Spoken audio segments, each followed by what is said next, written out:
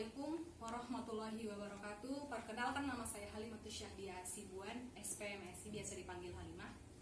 Kali ini kita akan mencoba mendiskusikan tentang bagaimana adaptasi tanaman terhadap cekaman tanah masam. Jadi kemasaman tanah ini merupakan faktor yang paling membatasi pertumbuhan tanaman di seluruh dunia.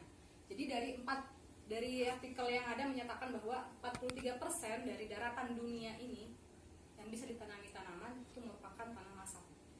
Dan 27,5 juta hektar tanah masam tersebut ada di Indonesia. Jadi Indonesia ini berada di iklim tropika basah yang pada umumnya tanahnya itu bersifat masam. Kemudian potensi dari tanah masam ini sendiri di Indonesia tergolong cukup tinggi. Menurut Balitbangtan tahun 2014 menunjukkan bahwa tanah masam di Kalimantan itu berada 41%, kemudian Sumatera 33%, Papua dan Maluku 17%, kemudian Sulawesi ada 5%, di Jawa ada 4%. Jadi masalah yang terjadi di tanah masam ini adalah yang paling utama adalah pH-nya yang rendah, berada di bawah 5,5. Jadi akibat rendahnya pH di dalam tanah masam ini menyebabkan kandungan aluminium, Fe dan mangan itu akan menjadi tinggi. Tingginya ini akan menyebabkan pelarutannya yang sangat tinggi yang nanti akan bersifat meracun kalau diserap oleh tanaman, sehingga tanamannya akan terhambat pertumbuhannya. Jadi yang paling membatasi pertumbuhan tanaman di tanah masam ini adalah akibat dari aluminium ini yang paling banyak. Kemudian akibat dari pH rendah ini juga menyebabkan daerah pertukaran kation itu akan dijenuhi oleh aluminium. Jadi aluminiumnya akan menggantikan kation kalsium dan magnesium yang ada di daerah pertukaran kation. Kemudian akibat dari pH rendah ini juga aluminium dia akan mengikat P, fosfor di dalam tanah, sehingga fosfornya itu menjadi tidak tersedia bagi tanaman. Kemudian unsur N, unsur R juga di pH rendah tanah masam itu menjadi rendah. Kenapa? Karena pH rendah ini akan menghambat aktivitas bakteri Rhizobacterium untuk menfiksasi N, sehingga N-nya menjadi tidak tersedia, menjadi sedikit. Kemudian akibat dari pH rendah ini aluminium juga akan merusak membran plasma. Jadi ketika saat membran plasma ini rusak, maka unsur K akan dikeluarkan dari sel akar. Jadi secara umum ya itu respon tanaman terhadap cekaman aluminium. Jadi yang pertama terjadi penebalan pada ujung akar dan akar cabang. Jadi akarnya akan kelihatan pendek dan gemuk. Kemudian terjadi klorosis. Klorosis di daunnya menjadi menguning. Kemudian terjadi defisiensi unsur hara. Jadi karena tadi pengaruh pH masam, maka unsur hara di dalam tanah itu menjadi rendah.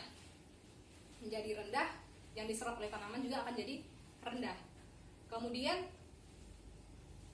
akibat dari defisiensi unsur hara ini menyebabkan tanaman menjadi kerdil, pertumbuhannya tidak normal. Jadi bagaimana pengaruh kelarutan aluminium yang tinggi terhadap tanaman? Jadi pengaruh kelarutan aluminium ini ada yang bersifat langsung dan ada yang berpengaruh tidak langsung. Kalau yang langsung itu dia akan menghambat metabolisme tanaman. Kalau yang tidak langsung itu menyebabkan ketersediaan hara di dalam tanah itu rendah. Dan kemampuan di dalam tanaman juga rendah karena kemampuan akar tanaman untuk menyerap unsur hara tadi itu menjadi rendah.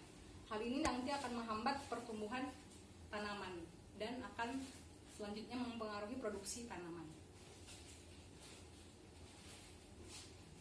Jadi bagaimana pengaruh cekaman aluminium ini terhadap tanaman?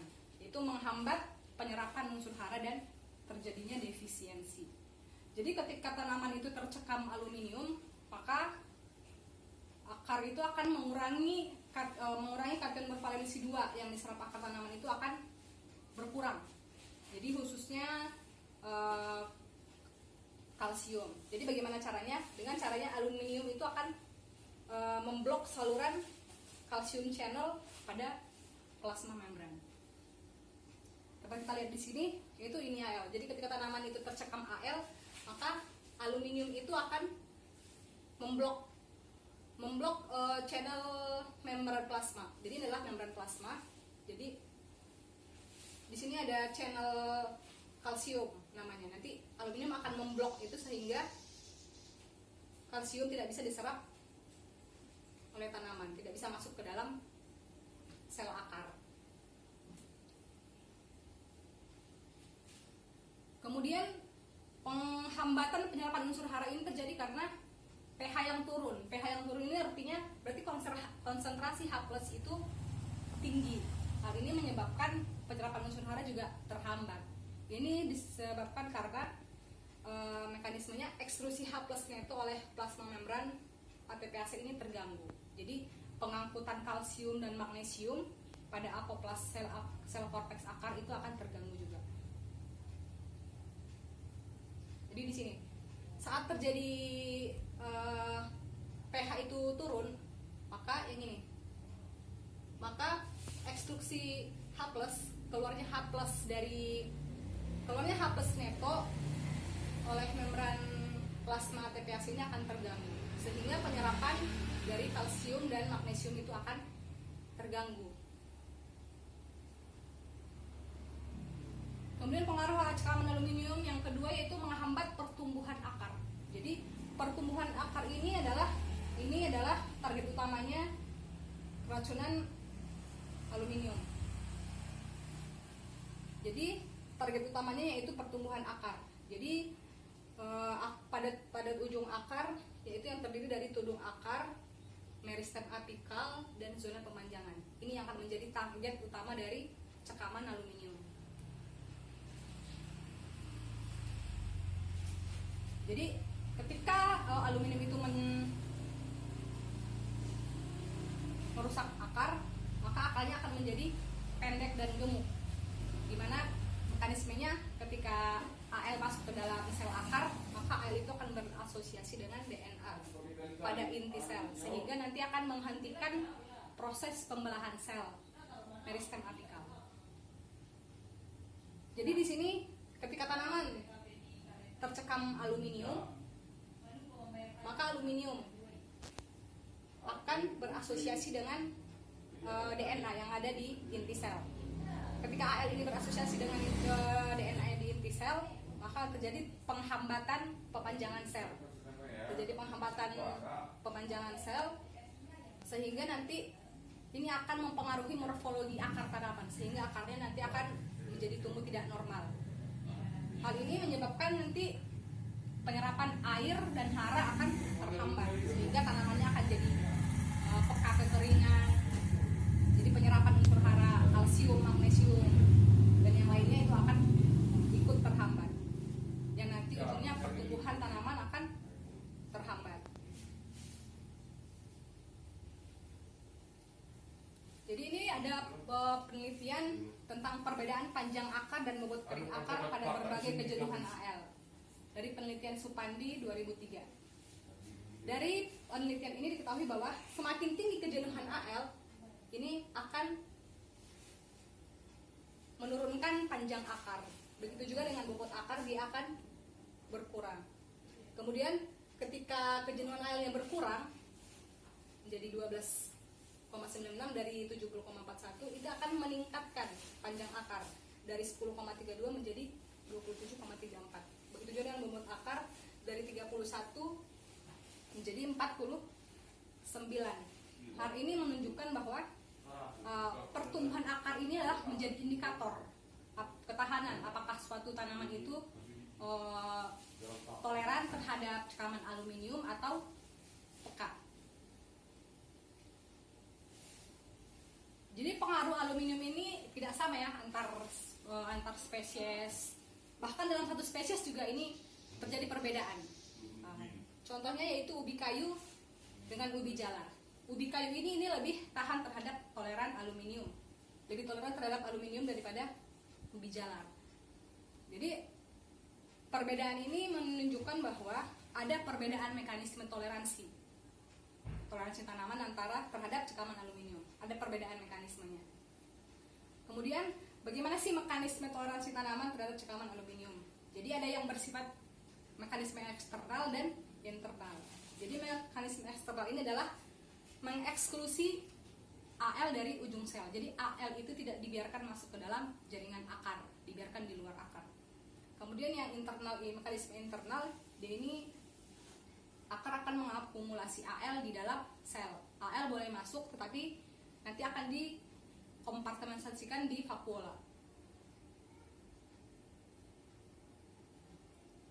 Kemudian mekanisme eksternal, yaitu yang pertama, tanaman ketika tercekam aluminium dia akan mengeksudasi asam organik. Jadi asam organik ini nanti tujuannya untuk mengikat aluminium itu. Jadi tingkat pengkelatan asam organik itu yang tertinggi yaitu asam isitrat, kemudian baru asam oksalat, kemudian disusul asam suksinat. Jadi hasil dari pengikatan Al ini tadi dengan asam organik, dia akan membentuk ikatan kompleks karboksilat Al. Jadi di sini, jadi fokus ke yang sebelah kanan ya. Jadi di sini adalah respon tanaman yang toleran. Jadi ketika tanaman tercekam aluminium, maka otomatis akan mengeluarkan asam organik. Asam organik akan dikeluarkan dari dalam sel, kemudian akan bergabung dengan, akan mengkelat aluminium, sehingga terbentuklah ikatan kompleks karboksilat aluminium, sehingga aluminiumnya tidak aktif.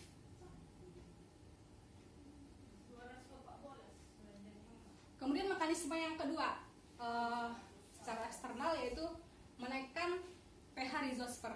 Jadi tanaman yang toleran itu ketika ditanam di tanaman tercekam aluminium, maka pH-nya akan meningkat. Meningkatnya pH ini itu berarti akan menurunkan ketersediaan ini logam-logam.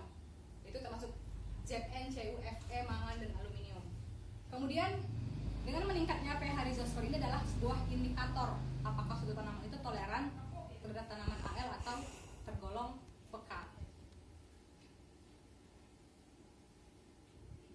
Beberapa penelitian yang diperoleh pada tanaman jagung, gandum, barley dan padi yang ditumbuhkan pada larutan hara dihasilkan bahwa tanaman yang toleran itu pH larutannya itu meningkat dan kelarutan Al-nya menurun. Kemudian kalau genotipe tanamannya peka, itu pH dan konsentrasi larutan Al-nya itu tetap tinggi atau tidak berubah. Kemudian contoh penelitian pada tanaman Arabidopsis thaliana yang diinkubasi dengan 300 mikromolar aluminium selama 12 jam. Dari hasil penelitian tersebut diperoleh bahwa genotipe yang toleran itu menaikkan pH dari 4,3 menjadi 4,4 menjadi 4,53. Jadi meningkat sekitar 0,1. Kemudian bagi tanaman yang peka ini menjadi hanya 4,39. Jadi ini menunjukkan bahwa kenaikan pH rizosfer sebanyak 0,1 unit pada daerah yang ditumbuhkan pada daerah tercekam aluminium ini dapat meningkatkan pertumbuhan tanaman 2 kali lipat lebih tinggi pada tanaman toleran dibandingkan dengan tanaman yang peka. Kemudian mekanisme internal. Jadi mekanisme internal ini yaitu dalam tadi memasukkan aluminium ke dalam sel tanaman. Jadi tanaman toleran dan peka ini dia mengakumulasi aluminium dalam sel ketika ditumbuhkan pada tanah masam. Jadi sama-sama baik itu tanaman toleran atau peka itu sama-sama memasukkan aluminium ke dalam sel tanaman.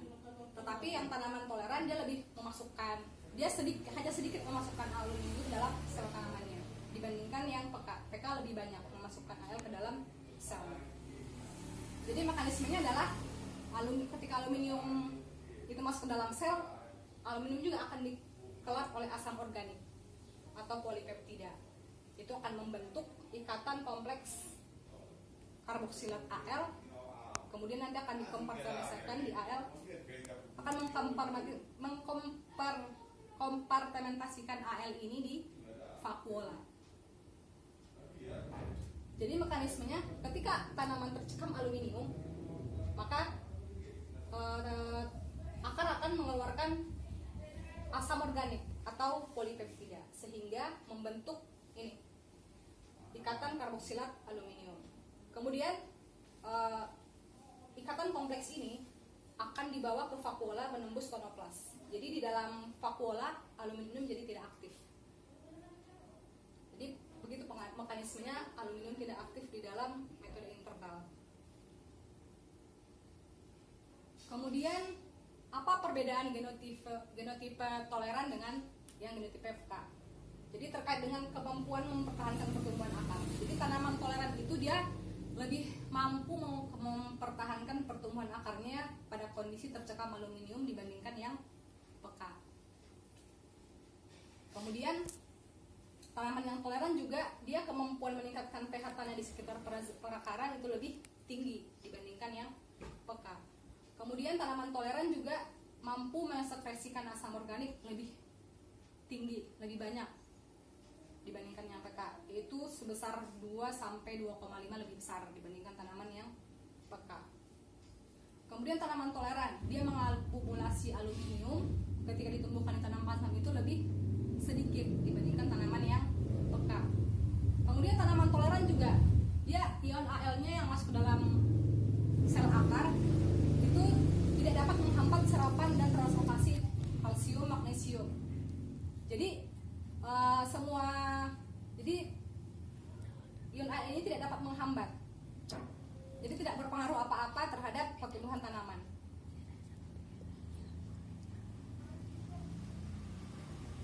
Terima kasih. Kemudian berikut adalah rencana penelitian. Rencana penelitian ini adalah berjudul respon akar beberapa varietas bibit kelapa sawit terhadap cekaman aluminium. Di latar belakangnya kita ketahui kebunan sawit merupakan perkebunan yang sangat berpengaruh di Indonesia, yaitu di mana kelapa sawit merupakan penghasil minyak nabati yang produktivitasnya tertinggi dibandingkan bunga matahari atau kelapa dan yang lainnya. Kemudian untuk meningkatkan produktivitas ini kita perlu pengembangan perkebunan kelapa sawit. Jadi salah satu usaha yang dilakukan adalah dengan ekstensifikasi lahan, dengan memperluas penanaman kelapa sawit.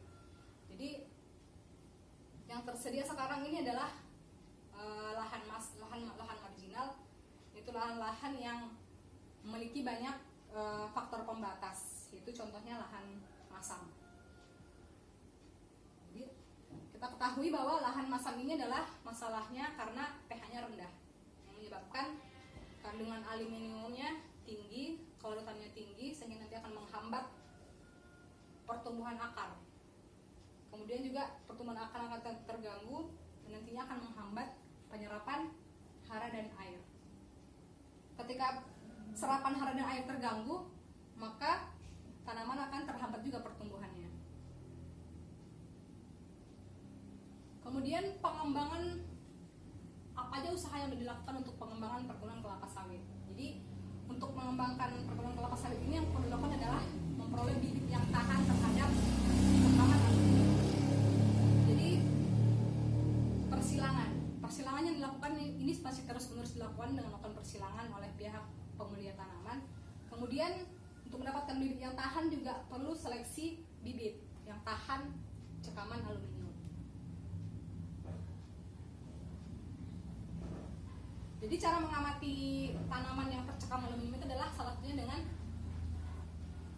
melihat perkembangan akar. Yang pertama yaitu dengan menganalisis konsentrasi aluminium di ujung akar. Ini dilakukan di laboratorium. Kemudian yang kedua dengan mengukur panjang akar. Kenapa panjang akar? Karena adaptasi tanaman ini sangat ditentukan oleh ketahanan akar, ujung akar. Jadi suatu tanaman dikatakan adaptif ketika dia pertumbuhan akarnya tumbuh dengan normal. Kemudian terhambatnya perpanjangan akar ini nantinya akan mengganggu penyerapan hara dan air. Dari hasil penelitian pada kacang hijau dan gandum menunjukkan bahwa semakin banyak rambut akar dan percabangan akar itu akan semakin tinggi tingkat efisiensi terhadap penyerapan P. Tujuan dari penelitian ini adalah yang pertama untuk mempelajari Kalau dari respon morfologi akar bibit kelapa sawit di tanah yang tersekam aluminium. Kemudian untuk mengukur konsentrasi aluminium itu di ujung akar kelapa sawit itu. Kemudian untuk mengetahui perbedaan kemampuan dari masing-masing varietas terhadap pembentukan bahan kering atau biomasa pada keadaan tercekam aluminium.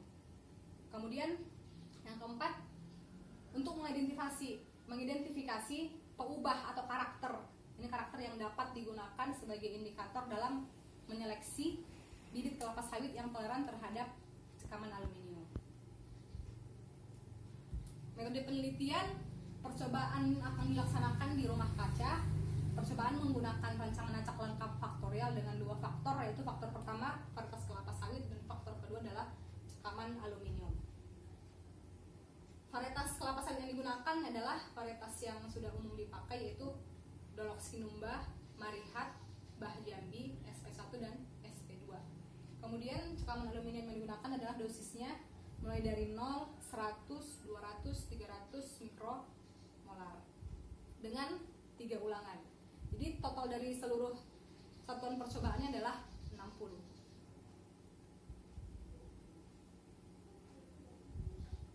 Kemudian pelaksanaan penelitian. Pertama adalah menganalisis kandungan air tanah sebelum perlakuan. Jadi tanah yang akan kita pakai dianalisis dulu kandungan aluminiumnya. Kemudian persiapan media tanam dengan memasukkan tanah sebanyak 5 kg ke dalam polybag. Sebanyak 60 polybag berarti ya. Kemudian penanaman bibit kelapa sawit yang digunakan adalah berumur 6 bulan. Berarti 15 bibit untuk masing-masing varietas. Kemudian setelah penanaman bibit kelapa sawit yang berumur 6 bulan, diberikan pemberian pupuk dasar, yaitu sebanyak 10 gram. Ini sama untuk semua perlakuan pupuk dasar ini. Kemudian tahap selanjutnya adalah pemberian aluminium sesuai perlakuan, yaitu 0, 100, 200, dan 300 mikromolar. Kemudian masuk ke tahap pengamatan morfologi akar dan tajuk. Jadi nanti kita akan mengukur panjang akar dan tajuk. Kita bandingkan biomasanya. Kemudian menganalisis kandungan Al yang masuk ke akar. Kemudian analisis kandungan Al tanah setelah perlakuan juga dilakukan. Jadi agar kita tahu berapa Al yang tinggal di dalam tanah, berapa Al yang masuk ke dalam akar tanaman. Kemudian parameter yang diamati adalah panjang akar, bobot kering akar, diameter sebaran akarnya, kemudian bobot kering tajuk, nisbah tajuk per akar, kemudian berapa kandungan aluminium di akar, dan berapa kandungan aluminium di tanah. Jadi proses pembiayaannya adalah, fundingnya adalah ini merupakan bahan-bahan yang dan alat yang akan digunakan dalam penelitian ini, yaitu polybag, tanah, dan pupuk dasar, kemudian aluminium, kemudian bibit kelapa sawit, kemudian untuk analisis aluminium akarnya di laboratorium, dan juga analisis aluminium tanah sebelum dan setelah perlakuan. Jadi kalau untuk yang sebelum perlakuan itu hanya dilakukan pada 1 sampel saja. Sementara untuk yang setelah perlakuan berarti ada 60 sampel. Kemudian total biaya untuk satu penelitian ini adalah 6.942.000. Dan untuk proses pembiayaannya ini pengajuan dana dapat melalui PDP, penelitian dosen pemula dari Kementerian Pendidikan dan Kebudayaan. Kemudian hasil penelitian. Jadi hasil penelitian ini nanti akan diperoleh sebagai masukan dari bidang kajian morfologi akar. Jadi nanti hasil morfologi akar ini akan menjadi karakter seleksi dalam program pemulihan tanaman. Jadi tujuannya untuk memperbaiki genotipe kelapa sawit yang toleran terhadap cekaman aluminium di tanah masam. Kemudian yang kedua, sebagai rekomendasi untuk pemilihan varietas kelapa sawit yang paling adaptif atau toleran terhadap cekaman aluminium di tanah masam, Sehingga dengan ditemukannya varietas yang toleran, ini dapat membantu mengurangi dosis pemberian pupuk. Sekian, Assalamualaikum warahmatullahi wabarakatuh.